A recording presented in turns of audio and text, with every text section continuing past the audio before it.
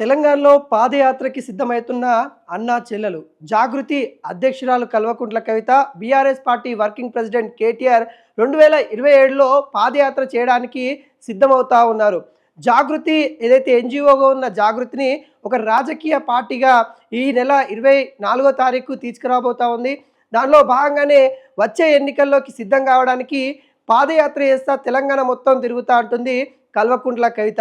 ఖచ్చితంగా BRS party ప్రజల్లో ఉంది, అది ఎంత మేరకు ఉందో నా పాదయాత్రతో చూపిస్తా అంటున్నారు కల్వకుంట్ల తారక రామారావు అలియాస్ కేటీఆర్ గారు. అంటే వీళ్ళిద్దరి యొక్క పాదయాత్ర తెలంగాణలో ఎటువంటి మార్పును తీసుకురాబోతుంది? గతంలో సీఎంగా ఉన్న రేవంత్ రెడ్డి పాదయాత్ర కాంగ్రెస్ పార్టీని అధికారంలోకి తీసుకురావడానికి సక్సెస్ అయిందన్న వాదనలు బలంగా వినిపిస్తూ ఉన్నాయి. మనం కూడా పాదయాత్ర చేస్తే సక్సెస్ అయ్యే అవకాశాలు ఎక్కువగా ఉన్నాయంటూ నమ్ముతా ఉన్నారు అన్నా చెల్లెలు. దాంట్లో భాగంగానే మరి అన్నా చెల్లెలు కూడా ఇటు పాదయాత్ర చేయడానికి యావత్ తెలంగాణ తిరగడానికి సిద్ధమవుతా ఉన్నారు. ఒకే ఎజెండాతోని వస్తారా, వేరువేరు ఎజెండాతో వస్తారా అనేది ఇంకా తెలియాల్సి ఉంది. ఇప్పటికే వారు వేరువేరు గూటిలో వేరువేరు పార్టీల ద్వారా ప్రజల్లోకైతే వెళ్తూ ఉన్నారు. కానీ ఏనాటికైనా ఒకటే అవుతారు అంటూ ఇటు బలంగా రాజకీయ విశ్లేషకులు అయితే చెప్తా ఉన్నారు. వాళ్ళ యొక్క వ్యక్తిగత కక్షల వల్ల కొంత దూరం అయ్యారు కనుక ఎప్పుడన్నా ఒకసారి ఖచ్చితంగా వాళ్ళ రక్త సంబంధం కలిసే అవకాశాలు ఉన్నాయి. కేసీఆర్ ఏనాడైనా వాళ్ళిద్దరిని కలిపే అవకాశాలు ఉన్నాయంటున్నారు రాజకీయ విశ్లేషకులు. అయితే తెలంగాణలో పాదయాత్ర చేస్తే అధికారం సాధ్యమా? ఈ ప్రశ్న కూడా తలెత్తుతూ ఉంది. గతంలో కాంగ్రెస్ నేతలు అటు సీఎంగా ఉన్న రేవంత్ రెడ్డి కావచ్చు, బట్టి విక్రమార్క మల్లు కావచ్చు, డిప్యూటీ సీఎంగా ఉన్న వీళ్ళు వివిధ దశల్లో పాదయాత్ర చేశారు. అదేవిధంగా రాహుల్ గాంధీ కూడా యావత్ భారతదేశం కూడా పాదయాత్ర చేస్తూ ఉన్నారు. అయితే పాదయాత్ర చేయడం వల్ల ప్రజల్లోకి ఎక్కువగా వెళ్ళొచ్చు, సాధారణ ప్రజల్లోకి, గ్రామాల్లో ఉండే ప్రజల్లోకి అటు పార్టీని మరింతగా విస్తరించవచ్చు అన్నట్టు ఇటు పార్టీ నేతలు నమ్ముతూ ఉన్నారు. దానిలో భాగంగానే అధికారంలో ఉన్న పార్టీ వైఫల్యాలని ప్రజల్లోకి తెలపడానికి, అధికారంలో ఉన్న పార్టీ ఇచ్చిన హామీలు ఏవైతే ఉన్నాయో వాటన్నిటి అంశాలని ప్రజల్లోకి తెలపడానికి ఇటు కవిత అటు కేటీఆర్ ఇద్దరు సిద్ధమవుతా ఉన్నారు. వీళ్ళిద్దరు లక్ష్యం ఒకటే, వచ్చేసారికి ఖచ్చితంగా ఎన్నికల్లో గెలవాలి, తెలంగాణలో వాళ్ళ యొక్క పార్టీ జెండా ఎగరవేయాలి అనే వాళ్ళ ఉద్దేశంతో వెళ్తూ ఉన్నారు. అయితే కల్వకుంట్ల కవిత కూడా తెలంగాణ ఉద్యమకారులు, తెలంగాణ విద్యార్థులు, తెలంగాణ సంబంధించిన వాదాన్ని బలంగా వినిపించబోతా ఉంది. అయితే ఈ నేపథ్యంలో కవితకు చెక్ పెట్టడానికి బీఆర్ఎస్ నేతలు కూడా అనేక ప్లాన్ చేస్తూ ఉన్నారు. అయితే ఇప్పటికే బీఆర్ఎస్ పార్టీగా కొనసాగుతున్న గతంలో ఉన్న టీఆర్ఎస్ పార్టీని మళ్ళీ టీఆర్ఎస్ పార్టీగా చేయాలన్న ఆలోచనలో అటు బీఆర్ఎస్ అధినేతలు ఉన్నట్టు కూడా తెలుస్తూ ఉంది.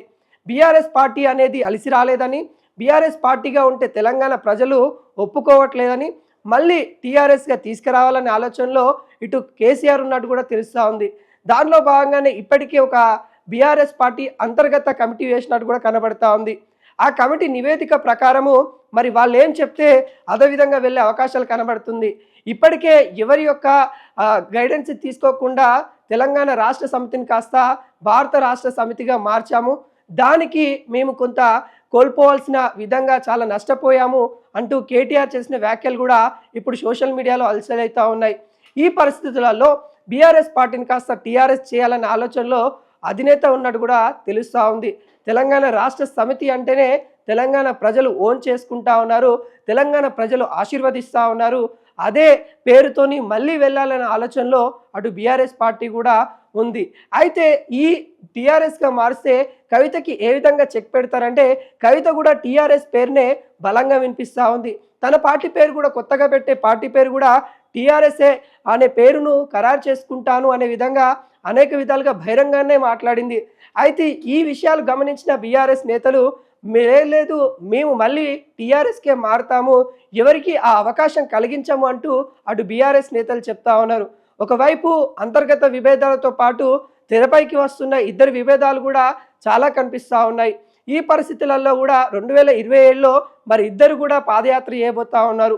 ఎవరి వైపు ప్రజలు ఉంటారన్నది కూడా చూడాల్సిన పరిస్థితి కనబడుతుంది. 2028 ఎలక్షన్ టార్గెట్గా చేసుకొని అటు బీఆర్ఎస్ పార్టీ ఇటు జాగృతి పార్టీ రెండు కూడా పాదయాత్ర చేయబోతా ఉంది. అయితే అనేక విధాలుగా కవిత పార్టీని విమర్శించే వాళ్ళకు కూడా కవిత గుణపాఠం చెప్పాలి అనే విధంగా జాగృతి లీడర్లు చెప్తున్న పరిస్థితి కనబడతా ఉంది.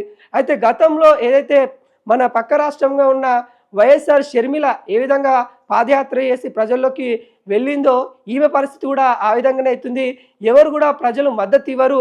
కేసీఆర్ పేరును తొలగించుకొని తను పార్టీ పెట్టి ప్రజల్లోకి వెళ్తే ఆమెకి ఎటువంటి ఆప్షన్ ఉండదు. ప్రజలు కూడా ఎవరు కూడా ఒప్పుకోరు.